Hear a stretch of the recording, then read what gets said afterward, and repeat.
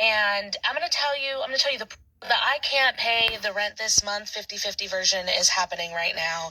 And I'm going to tell you the problem with it. The problem is not that these couples are 50-50. I understand. Times are hard. People got to pay bills together because, the math ain't mathin' right. Things are very expensive. Problem with the 50-50 version is the reaction from the men. For the most part, the men in the 50-50 version either don't have a solution to the problem, and they're like looking at their partner like, what do you expect me to do about it? They right about what they said. What do you expect them to do?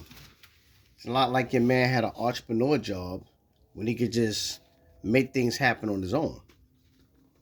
When you work for someone, things happen, man. You chose the guy with one job.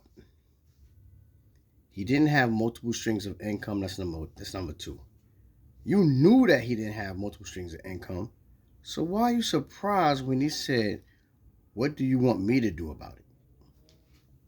You chose the wrong man. So that's why, like Kevin Samuels said, these women pick poorly.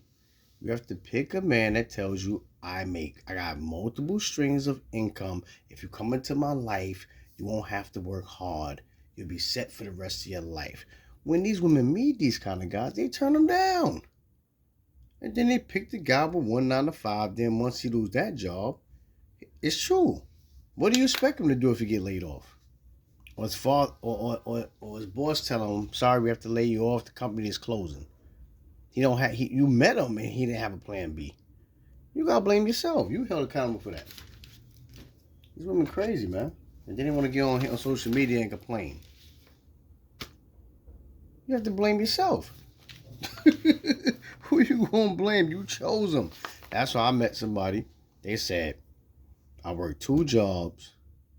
I have a car note to pay. I have to pay rent. I have to pay cable. I have to pay my cell phone bill." I knew that didn't suit me. I said, "I'm not dealing with her. It's gonna be nothing but baggage, and I don't need baggage in my life. That's extra bills I have to kick out, and I have my own kids." So I knew I would be losing. I said, "Now if I was with her, I'd be struggling. I won't have no extra money for myself." So that's why I didn't deal with it. I didn't move in. I said, "Nope, I cannot do it." So it's the person that you choose. If you choose a person, they say they're in a good situation, they have multiple strings of income, then you might not have to worry that much. So when a problem comes, and that they say they know how to save.